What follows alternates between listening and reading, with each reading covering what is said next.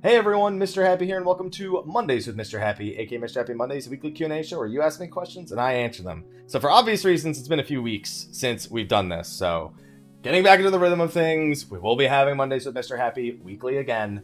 A couple of things with this episode though. One, I'm reading questions from 3 weeks ago. I fully expect there to be, questions about early portions of Eureka, or I guess not 3 weeks ago, however many weeks ago. What's today? Today's the 25th, and this question was on the 5th. So, it's basically 3 weeks ago. So I do expect some of these questions to be kind of outdated to a degree. So if a question's outdated, I'll try and, update the question or say, well, we know this now, and so this is what I think of that.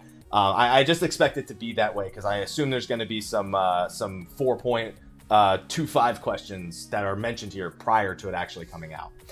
That being said, I do plan on taking some Twitch questions at the end, which should be up to date, assuming I actually want to answer certain Twitch questions that are in there. Also, we have our sponsors to thank before we go any further. Even through everything that went on, I still have a whole heap and hell of a lot of sponsors that have been supporting the stream, even a few more that have popped up recently. If your name's not here, I haven't been tending the list very much. I did make some adjustments just now before I started this, but starting this week again, we'll get back to actually monitoring the list and making sure that I'm keeping up with names and stuff like that. So if your name's not here and you've pledged in the last couple of weeks, that's my bad. I'll just go through my posts and stuff and I should be able to find the right things. But anyway, with that, first of all, we have to thank our patron of light, Khuja Cross. I'm the patron of light. There you go. It's just shitty Bane. Khuja Cross of the Jenova server on the YouTube side of things. We'll put the picture. Khuja did provide a picture for this week, thankfully. So thank you to our patron of light for shining through even in the darkest of times. Then we have all of our other sponsors. We have Sidus Oreo on Shiva. This is for our standard sponsors. Sidus Oreo on Shiva, Syd Hellwind of Gilgamesh, Afro Ninja from Marlboro, Cheesecake from Leviathan, Sploda, That Lame Weeb, Ashen Emiya of Cerberus, Argoti Tristam on Midgardsormr, Fafarian, Rendil, Giraffeswillrule, Stevie-Rex, and Neon. We have our elite sponsors. We have Nyrek Vizsla, the Emerald Dragoon, Kifka and the Grey Eagles on Exodus, Darkgraver, Cat Ayoshi from Khuja, Skia Symphonia from Ragnarok, Rah Xephon from Exodus, Rynoet Westos the Purple Warrior, Yadrik Red Steel on Exodus, Lexxie Valentine, Mantaru and the Rivivus Free Company from Zodiark, Sour Cream and Chives from Jenova, Rynoet Chikara, Goetia Balfour of Siren, Hirsch First of Fairy, Phoenix Down FC on Goblin, Sam from Zodiark. Oh, and that's the end. I haven't read it in a few weeks, so I forget where the names usually end on my list. And then we have our premium sponsors. We have Diablo. We have Holy Tabasco, Red Thorn Asura, Kurenai Oni, Askin Hawk from Shiva, Oscar, Cress015, Mustang, Serenity FC on Ultros, Kat Kazuma, Kiryoshi and the Reckless Tea Party on Cactar, Ignis Fairgun from Diablos, Velestra of Famfrit, Noct Cordis from Excalibur, Krovos Moonscar, Nakaniame of Balmung, Johnny Oda Tomberry, Private Mikey, Spike, Nadi and Kirasame, Rudy Rudiger, Tin Colossus, Killer Hackman, Raul Jr, Ramil Gaming, and Kiltastic Jones. Thank you for those, and again, if your name belongs or doesn't belong on that list, I'll have them fixed for next week's Mondays. But anyway, it's been a few weeks since we've actually asked the question and answered it, so let's go into that part of it. Alright, question number 1. Hey Mr. Happy, have a free elemental wheel spin. Those things are like candy anyway. Question, any idea how you are doing your elemental levels, balancing them out? Going strong in fire, wind, and earth for your monk? I know I'm going ice for the cold dark night. So again, I think March 5th, Eureka wasn't out yet for this, if I'm not mistaken. So the way we know, even before we knew about this wouldn't have been how I applied elemental levels to begin with, because even before Eureka came out, we knew how the elemental wheel was going to work. So you know that it's just based on whatever element the enemy is. You can either move your wheel, you can just rotate the wheel into, the offense or defense slot to make sure at least some of your elemental, your magicites are being used there. What I've been doing is I've just been rotating into defense. I've just put 5 and 1 and rotate into defense, but I've also not had nearly as much time in Eureka as most of the community has because I was gone when it actually came out. So that's what I've been doing while I've been leveling. If it's something that I'm level appropriate for and I'm confident I won't get hit by anything, I'll usually shift it into offense just because it's, why not? If I'm not going to get hit, I don't need the defense, but otherwise I'll just shift 5 points into defense and call it a day. Question number 2. Hey, how you doing, Apps? How you doing? You doing all right? I'm doing all right. How do you think the many quality of life features and external resources available to use have affected endgame rating and their difficulty? Man, let me tell you about cooldown resets literally wiping out days worth of progress on endgame fights. Ugh. All right, let me read the actual rest of the question, but that's going to be the big one for me. As some background, cleared all 3 Realm Reborn raid tiers. Gordius, Midas, cleared both Deltascape and Sigmascape on Savage. Because most of my raid team is made up of players from Midas, Creator, Deltascape, I get a lot of questions about raid difficulty in previous tiers, which got me thinking about resources we have available now versus what we had then. Maybe an unpopular opinion, but I don't think the current raid tier is too far away from Midas' difficulty. We may have finally reached that between second and final coil difficulty we meme about with this current raid tier. Now, before people get their pitchforks out, let me make my case. All right, you know what? Normally, I don't go into... Oh my god, never mind. You say so many things that I don't know if I can go into all this. Realm Reborn, the majority of the player base were awful. Yeah, I've said that before, so it's definitely a valid point. Cooldown reset between Mice and Creator. Yeah, I already just said that. That wipes out days worth of progress on some fights. Just imagine... I like to remember strategies where you use Hallowed Ground early in the fight, and then wiping right after using it. I'll never forget those pulls. And then you have to come up with a second pull, like cooldown rotation for when you don't have hollow ground. Otherwise you sit there waiting. But then you have people who were going for a kill. We need to wait for pots. So then you got to wait for them. Oh yeah. That just imagine if every time you wiped like a silly wipe 30 seconds into a fight and okay. Yeah. Just, it did a lot. All right, it burned a lot of time. Just nightmares. Crossroll Party Finder, yeah, making more people accessible is another big one. Information was more scarce. I wouldn't say it was scarce, but I'd say people didn't know what to do with it as much back then. You know, you would see a mechanic and you wouldn't exactly know what to do with it all the time. So people would start saying, well, maybe do this, maybe do that. You know, people had to come up with things. Now we generally have like an indicator for every mechanic type, and there's very little confusion about what the approach to that mechanic should be. So I'd say not so much it was scarce, but that it was less clear. So it was interpreted in different ways. And take a look at the number of unique actions per minute each boss, even down to the dungeon. We would wipe to Demon Wall in a Realm Reborn. I don't think I've wiped to Xenos and Alamigo dungeon despite having triple the skills Demon Wall had. I mean, you also have to think about scaling and yeah, I mean, there's a ton of different factors. Listen, I'm with you to some degree. I don't think necessarily the game has gotten an insane amount easier. I think we've had so many quality of life updates that the amount of time investment it takes to get through things has gone down significantly. And player skill has gone up, quality of life has gone up, and they've tried to do more unique things with the fights, but it's just not keeping up with the degree players are improving and the quality of life is improving. And I think that's a very normal thing. And I agree with your outlook. I don't necessarily agree with I guess that Sigmascape is near Midas in difficulty, because I think Brute Justice and I think Winged Justice, and Winged Justice is like, for me, is like a pinnacle of like insane fight design and just an over bloated skills and combinations of things. I don't think Neo X-Death or God Kefka have even remotely come close to being what Winged Justice was, especially considering the item level that Winged Justice was designed for also plays a factor in that.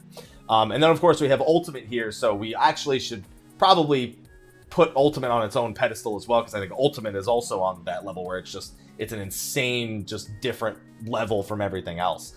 So for the normal raid tiers though, I'd say between second and final coil is kind of right, and players are just a lot better, but I can't even remotely begin to agree that Sigmascape or Deltascape come close to Winged Justice, because that fight was great.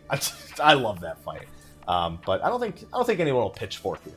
All right, number 3. Hiya, Haps. Quick question here. Good, it balances out from the last one. I know it's not something you personally care for too much. That's a great thing to proceed a question with. I know you probably don't give a shit, but here you go. Didn't the dev team say something about working to port certain hairstyles over to the other races? Yeah, they did. They totally said that. I swear I remember it being said. I don't remember where they said it, but I'm positive they said it as well. How's that going? Man, you know what? Let's put that right next to the next Eggy Glamours we're going to be getting, because I don't see, the thing is, they could have actually done it and I wouldn't have noticed. That's the problem with me answering this question. It's not even so much that I don't care. It's that I don't care to the point where they might have done it and you might be wrong and I might be wrong and I wouldn't even know. I wouldn't even be able to tell you they did it, they didn't do it. That's the unfortunate part of me answering this kind of question. But I don't know. I mean, if they say they'll do it, maybe they'll do it at some point. Hairstyles is a little bit different than things like Eggy Glamour and whatnot. But yeah, I mean, they'll do it at some point. It's right next to Eggy, right next to the next Eggy Glamours. I promise. All right, question number 4. Hi, you're welcome. You know, actually, when I do long silences like that, it makes editing more annoying, because whenever I look at the editing, I look for long silences, and I go, oh, that's probably where I split the questions. Not here. But anyway, another triple triad question. A question about your cat, or let's talk about Sagan. I don't want to talk about Sagan. I don't like the design. I like Sagan. I don't like the minuscule gains you get for using it in terms of Kenki. But anyway, question about your cat. Did you try to play with Aloha with strings? Oh, he loves strings. Strings are his shit. He actually hates mouse toys, despises them. In fact, on some toys with mice, he's afraid of them. I know, what a big baby, right? But with strings, motherfucker loses his mind. I have on the chair I'm sitting on, I have my Stormblood sweater that I got from, I think that's what I got when I went to the media tour, and it's got 2 strings, you know, like a drawstring for, you know, tightening the hood and around the neck. And if I lean forward towards my cat with that on, he'll swipe it and put it in his mouth, and I'll have to be like, no, no, no. And he's a bit of a pain. So, yeah, no, he loves it, but he gets, I've got a few battle scars from him, you know, really getting pissed and going for the jugular on those ones. Not my jugular, but whatever he thinks the strings are is jugular. Question number 5. Hey, Haps. Hey. Quick question regarding gathering crafting. Given that you have a pretty good guess as to when specific content comes out, now with crafting and gathering, I don't. I was just wondering regarding crafting gathering yellow script gear as to when they will be releasing the rest of the yellow scripting gear, belt, and all accessories. You know what? Of all the things I couldn't tell you, that's one of them. I don't know. Whenever I try to observe what they're doing with crafting and gathering gear, I always think I know what the next step is. And I don't, because I don't do it regularly enough for me to recognize the patterns. Like, I do raids regularly enough, I do dungeons, I do the actual battle content so frequently that I say, okay, well, it's most likely this will happen. It's most likely a patch will release on this day. It's most likely that the raid would be released on this day. I recognize those things, but when it comes to crafting and gathering, I don't pay enough attention to tell you, in all honesty. I don't know when they do it, in all reality. So, unfortunately, this is a question without an answer. How about an apology instead? Sorry, I don't know the answer. Number 6. Hey, Mr. Hap. How you doing? I'm doing all right. You doing all right? I'm doing all right. Okay, you doing all right. I hope you don't mind me, but I have 3 questions to ask. One about 15, one about 14, one about Monster Hunter World. And if you only want to answer one, that's fine. And there's no spoilers. Well, I don't believe so. 1. In Final Fantasy 15, all the Kings of Lucis have royal arms except for Noct. Do you think that maybe the Engine Blade is his royal arm? Yeah, it's implied. The Engine Blade is actually, according to him, just something he took off, quote, some Nif. So it's technically not a weapon he has a personal attachment to, but he grows a personal attachment to it. So over the course of the game, it becomes his signature weapon, which, were there to be another king, would be a signifier of him having a royal arm. But it doesn't fully function like one because it's, you know, he's still alive, so it just doesn't work that way. Final Fantasy XIV, this one is kind of an opinion, but now since we don't really have elemental damage and weaknesses, do you think jobs like Spellblade Mystic would be possible? I mean, it's always possible to do, but people need to remember that the expectation of how it functions is not going to be the same. You got to remember that with things like Black Mage and White Mage, they have elements tied to their damage, and you know, with Red Mage they have white and black mana. You can separate elements and separate a type of spell without the intention of it solely being to gain an elemental advantage. You can do it from a gameplay perspective. Even just looking at Monk, a job I'm familiar with, Riddle of Fire, Earth, and Wind realistically have nothing to do with those significant elements. Or I'm sorry, Fists of Fire, Earth, and Wind. They really don't do anything elemental, but they each have an affiliation, one being attack, one being defense, and one being movement. So, or one being speed, I suppose. So that's a thing that they can work into the elements, and something like a Spellblade or a Mystic Knight could use them for, is by defining what they actually mean to the job itself. And for the Monster Hunter World question, let me make sure, okay. I heard a rumor there's no season pass for Monster Hunter World and that the DLC, except for the cosmetics, is free. Is this true? Yeah, so Monster Hunter, all the previous Monster Hunter games, from what I hear, have been very good with free DLC and monster updates. I don't know how World is going to handle it to the very end. I'm not fully aware of how Capcom handles the Monster Hunter games. But yeah, I mean, Devil Hyo is out now. And, you know, that's it. You have him. That's it. He's part of the game. It's I don't know if it's so much a show of good faith because it's just what they've always done with the Monster Hunter games. You know what I mean? But what they also are used to doing with Monster Hunter games is releasing an ultimate version of the same game. I mean, Capcom and releasing multiple versions of the same game, no surprise. We're now in the day and age where you don't really need to do that. So at some point, I expect Monster Hunter World to get an ultimate update. So, and maybe that's paid, and maybe that has things like G ranks, and that wouldn't surprise me, instead of releasing an entirely new game like they have with the previous Monster Hunters in the past. So, while everything's free now, I do eventually expect there to be the ultimate update that kind of mimics what they've done with the previous games in the franchise. All right, so number 7, hey Haps, hey. Very shocked to find out the Royal Pack costs $15. All the content sounds like something that should have been a free update. I'd assumed the Royal Pack was the second set of DLC, but this pack is ridiculous. Is your opinion on the 15 DLC model changed with the release of the Royal Edition? I'll say that it costing 15 doesn't so much bother me as you being able to buy the game fresh for 50 bothers me, and then this is 15. Now, if Royal Pack itself, or if the Royal Edition of Final Fantasy 15 was just the base game plus the DLCs a year later, and it costs the same as the base game did a year ago, that's fine. But not only is it $10 cheaper than the base game was a year ago, it also includes this new $15 pack. If you look at the cost of the DLCs over the last year, plus the cost of Royal Pack, that's $40 right there. 40 of the $50 for buying the game fresh. I think they screwed that one up big time. Now, that being said, Royal Pack, they did a good job on. I won't take that from them. It does a lot to Chapter 14. It gives you a quest hub. It gives you some more backstory. It adds in some cutscenes that give the latter half or the climax of the game sort of a more epic feel to it while still maintaining the things that were already there. And that's a good thing. That's what we wanted. But they really dropped the ball on pricing for this one. People who already paid $60 plus $25 to Season Pass, asking for another $15 is just crazy to me. You know what I mean? So I don't agree with that DLC model. I do agree that paid content, or that content you work on for, I guess that expands the game to a certain degree, should be paid, but I think they should have thought about that a little bit more in advance when coming up with a pricing scheme. And if they're going to be working on more games that are games as a service, which is what they've often described 15 as, they need to more carefully consider how they're going to be doing that. Because while, yes, a business is a business, you do expect them to charge money for a lot of the things, you do need to take into account the way where you're actually charging your money and where you're expecting to earn your revenue from. So that's a big thing for me. I do think they dropped the ball with it, but I do think that the Royal Pack and that the updates to the game made Final Fantasy 15 feel so much better. Going through the game, being able to control all the bros and having all these quality of life things that have happened over the last year, and just looking at it from a fresh perspective is it's just a beautiful way to have actually appreciated how the game has evolved over the last year. And it will continue to evolve. And then next year we'll have the Royal Cup Noodle with Cheese edition, that whatever comes out. And then we'll have the same conversation then when they charge another $15 for people who bought it last year. But that's it. That's what it is, you know? Number 8. Hey, Mr. Happy. Monster Hunter question here. I'm debating about getting a new PC or a PS4. If I were to get a PS4 for Father's Day and start Monster Hunter, then would it be hard to catch up by that point?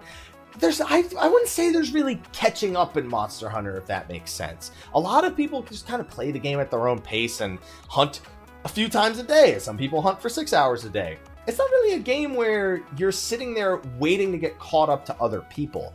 It seems like it because you can see the kind of progress everyone else is making. If you're on social media, Twitch, YouTube, you see all those things and go, man, I'm so far behind. But Monster Hunter is not really a game where you're ever behind. You're just playing it. And I think that's an important thing to note with Monster Hunter. If you don't enjoy doing it solo, then, you know, maybe it's a little harder, but people in Monster Hunter are pretty good about helping other people, because after you've done everything enough times, sometimes you just want to stomp some low-level shit and make someone else's life a million times easier. So, no, I don't think it'd be hard to catch up, but I don't even think you need to look at it as catching up. You just need to look at it as you're playing it now, And that's it. You're playing it now. You didn't play it then, but you're playing it now, and that's it. All right, number 9. Hey, Mr. Happy, how you doing? You doing all right? I'm doing all right. First-time asker, long-time viewers have a bonus of me supporting you on Patreon. Hey, that one works. As a raider, I always try to perform the best I can and want to become better. I cleared 07 Savage with 4,424 DPS as a Dragoon. Don't know if that's good or not. I don't know what the numbers are supposed to look like on that fight. I can find out for you real quick. But anyway, it could be higher. No matter what I can tell you, it could definitely be higher than that. It's still better than most of the Duty Finder. But anyway, if not, are there any ways I can improve? So unfortunately, with how can I improve questions, it's double faceted. Okay, so I'm getting in my chat. As a warrior, they do 4.1. Yeah, you should be able to do over 5k on that fight. I'll still say that, listen, I had a samurai in a Deltascape clear back way when on Neo X-Step, but a yokai watch on who did 2,800. You're better than them. I'll give you that. But also, A, I don't know your gear. B, I don't know Dragoon. And C, I almost said D. And C, asking is there any way I can improve? I'm sure there are, but unless I watch you play with the knowledge of the job and your item level, I can't really give you any advice. Are you making sure that you don't avoid auto attack damage? A lot of people, when they're learning a fight, they move out of range of the boss whenever they're scared of something, like way sooner than they have to. And I know it seems silly, but losing auto attacks is just as bad as losing GCDs. So on top of not getting GCDs, you're also not auto attacking when you do that. So those two things combined, just by being a little too safe, just starts to tank shit really, really, really hard. How quickly are you getting between mobs? You know, are you fishing for GCDs while dodging mechanics? Those are all things you can do without me knowing how you play Dragoon or you know, what you're doing on Dragoon, that you should make sure you're doing as a melee. Make sure you're maximizing uptime by making sure that you don't just use your things on cooldown, and if you need to save something, to make sure you can cut down all downtime by jumping between targets. That's an important thing to be able to do as well. You know, and then other than that, it's, you know, buff management, debuff management, all the stuff that everyone else has to do. So it could definitely be improved. You're still better than a lot of the Duty Finder out there, so take some solace in that. All right, number 10. Hey, Mr. Happy, final sim here. Welcome to Mondays with Mr. Happy. Again, Mr. Happy Mondays weekly and show you ask coaching, you answer them. I gotta put like a stopwatch somewhere every time I do that. As I was searching for a way to farm gems in Opera Omni, I realized that they are limited. Yeah, there's limited in a sense where you can technically earn a minimum of 100 a day, but based on mission availability, event availability, and original World of Illusion availability, yeah, they're always limited. Generally what you want to do in Opera Omnia, and with most mobile games who use a gem/gacha system overall, is you want to try to do research on what's going to be coming up. Stay close to the community in a sense that you want to know what's the next event, what are the possible things from that event. Opera Omni has been a little tougher to do that with because they've been changing things from the way the Japanese version released. For example, Tidus's Brotherhood is a character exclusive weapon, meaning he's the only one who can use it, and it gives him a massive boost in power to his debuffing and to his breaking and HP damage. It makes him a much stronger character, as character exclusive weapons tend to do. So, you know, we didn't know that was going to happen, so it was hard to prepare for. But most people are still banking that the Ramza banner later on the line will be the next tier of weapons, and as such, it's the #1 banner to try and save for a more balanced gameplay style, increasing everyone's CP simultaneously.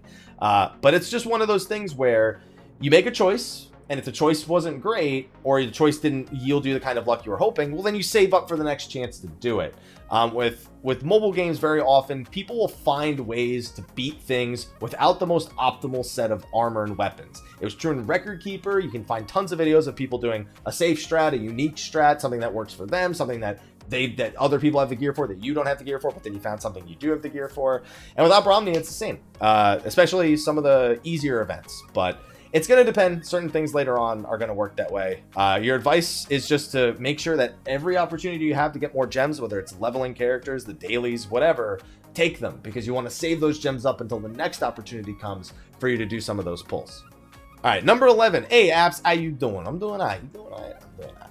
Recently, I cleared Sigmascape Savage with my static, and there's been talk of going into Unending Coil, being halfway through 4.2 at this point. Do you feel it's worth going back? Yes, 100%. If you are done with Sigmascape now, then go and do Unending Coil. And even better, take the item level 345 stuff from Eureka. Take the I-290 stuff or whatever it was. Upgrade it to I-345 with the 5 materia slots and use that stuff. Gotta go with that full ultimate bis right there. And if you already upgraded past that, well, go to this Calamity Salvager, get another piece, and then upgrade it to the 345 and use that instead. Because with the 345 cap being right of item level with the 5 melts, because going over 350 starts to make the way the melts work a little weird. Do that. You're gonna have a good time with the item level 345 sync with that. That being said, you still gotta play the game well, because you'll get fucked pretty hard. But it's totally worth doing, A, because it's awesome, and B, because you're preparing for the next ultimate by practicing in the old one. And the old one's not any easier now than it was then, so kick some ass, you know? Just kick some ass, and you're good to go. Sound good? Sounds good. Just to make a quick correction on that last one, the 345 stuff only has 2 melts, but because it's of item level, those 2 melts get full effectiveness, and they don't get screwed by the item level sync, just to be clear. On to the final question that's on the forums. Hey, Mr. Happy, can you explain why it's generally accepted that DPS should meld Vitality instead of DPS substats for Prog, but tanks best on slot 350 crafted accessories instead of 370 that have more VIT but less DPS stats? So, the reason why DPS take it is because it's safer. A tank doesn't need more Vitality to be safer. A tank needs enough HP to survive. Whereas, you know, if you have a higher maximum HP as the whole party, then if a heal, you know, if an AoE heal hits the party half a second late or hits an individual member half a second late, that extra buffer usually helps to make sure that you were at a higher HP level after you took the first AoE. So it's just generally safer. Tanks have a shit ton of HP. They're not worrying about that. They have tools to bring it down and mitigate it. So at this point, if they don't need any more HP to be doing the job that they're already doing, having more damage generally becomes the next priority that you can settle for. Now, some people like to play it super safe and just, you know, I mean, nowadays, there's not really much reason. Some people like to play it super safe, just use the 370 accessories. Maybe some people don't care about their DPS or whatever, but if we're talking about optimal use, when you have enough HP to survive anything, then putting out more damage to kill the fight faster becomes top priority. On top of that, yeah, and then Hammers, who's a tank in our chat, brings up a very popular point. Damage isn't calculated to be exact, and that can be somewhat of a pain sometimes. So, yeah, it's just because they don't need all that extra HP. They don't need 4 Vitality worth of HP or whatever it is, when they could be getting a ton of offensive stats instead. And that's generally the reason. But anyway, that's going to be the last question from the forum. So let me see if the Twitch chat has any up to date. Actually, very few of those questions were out of date. I think maybe only the first one was actually out of date because it came before Eureka actually came out. So Twitch chat, let's see what you got. All right, so the first question we have here from the Twitch chat comes from Kanamiko. It says, do you think they could add gear or enhancements in the next Eureka to give jobs some customization? Since Eureka is an instance, it doesn't matter if things get weird. It won't affect the rest of the game. So they actually touted that Eureka would give us the customization that people were asking for, and it hasn't happened yet. They said that they didn't say specifically Onimos would do that, but that specifically there would be more customization inside of it. Now, the Magia Wheel you could consider customization, but I'm not going to consider it for my own personal taste. So can they do it? Absolutely. If there's a place to do it, it's there or in Palace or in the next deep dungeon, wherever it might be. It's places where the gameplay is isolated and different enough to the point where it kind of makes sense to have those things. You know, that being said, if you do it in one place, you do open the door for people to ask for it every place else. And that is a concern I have, but I don't think it's a concern that should stop them from considering it. You want people to have more fun in this zone because the ideal goal in there is not exactly a thrilling prospect of running around and killing monsters. I mean, that's every JRPG most of the time, but you know what I mean. Like, just spending hours and hours and hours just killing enemies, and then, you know, a boss spawns and you kill that, or you just go and stand by the bosses and barely get one hit in on monsters. You know, if you can give people a reason to have more fun doing this very simple thing, that's how you make a recipe for success. Will they do it? I'm 50-50. I'm not confident to say I think they'll do it, but I do think if they're going to do it anywhere, it would be in Eureka. So yes, I do think they could do it. I'm just not sure if they will. So the next question we have from the Twitch chat comes from Ninzard. So Happy, their content has always been firmly rooted in RPGs. I have a feeling these days about branching out a bit more. So for me, branching out has been doing other RPG content. You've seen some more sponsored MMO content specifically. You know, we did the Silk Road video, we did Revelation, we did Blade and Soul. We've done some Final Fantasy 14 sponsored stuff. Like, you've seen me do some other sponsored RPG stuff, like what I did with Ys and what I did with Dissidia and stuff like that. So I have been branching out within, I guess, what I would consider what my brand ideal is. My brand ideal is undoubtedly RPGs. Now, would I love to branch out to other things? I actually love platformers, and I actually really like sandboxes. Now, not sandboxes like Black Desert or Arcade, but I mean like Minecraft style sandboxes or games like Animal Crossing. I guess it's not really, a sandbox is what I use to describe them all, because I don't want to say town building, because I mean that is something, what's the other game? Stardew Valley. Like, I love games like that. Those games are relaxing for me to play. They can be frustrating, but most of the time they're just like a way for me to turn my brain off and I guess just sit back and enjoy something without just having to think so much about everything. And I've found that I like games like that. You know, I like platformers for the intense challenge, and then on the flip side, I like things that are more relaxing like that. And there's a lot of genres I'm interested in that I just don't mess with on the channel very much. Games, I guess entire genres I've abandoned because if I put my time into them, then they generally don't do too well on the channel. How do I feel about branching out to them? Depends on the given day, depends on the given week, depends on my given mood. Right now, especially with everything that just happened and I'm trying to get everything back in order, I feel like I'm in my comfort zone with RPGs. And right now, me being in my comfort zone is, I guess, the most important thing. Ni no Kuni 2 has been a fantastic, relaxing experience. Even Eureka, like I said with my Eureka review, has been a relaxing experience because it's something that's not so, like, just, I don't have to dedicate a whole lot of brain power to it. Sorry, Eureka, but you know it's true. I know it's true. It's true. And Ni no Kuni 2, I have to devote brain power to figuring out where I want to go, what I want to do. But unless I'm in a boss battle, it's just a beautiful world with all these little things for me to do that I enjoy that aren't super stressful. And so it's tough to say if I'd branch out to other things anytime soon. There's a lot of genres that I like that I don't get to enjoy anymore because of what I do. And that's just kind of how it is. It happens to a lot of people, and it happened to me. It doesn't happen to everyone, but it happens to a lot of people, and it's definitely happened to me. All right, so those questions we had from the Twitch chat, those are the only questions we have for this week's. We've had a ton of discussions about Eureka and a bunch of stuff, but not really Q&A style stuff. So if you come by the live Q&A, you get to be a part of those discussions that happen when I turn over to the Twitch chat. They almost always don't make it into the video itself. But anyway, thank you again, everyone who asked questions 3 weeks ago, and I finally got around to answering your question. If you want to ask a question for next week's Mondays with Mrhappy, be sure to go into the description of the YouTube video and click on that link. That'll take you to a forum where you can ask that. You can also show up live on the Twitch chat, usually between 12:30 and 1 Pacific Standard Time on Sunday, before Mondays with Mrhappy comes out. And I think that's everything. I think that's good. We're good.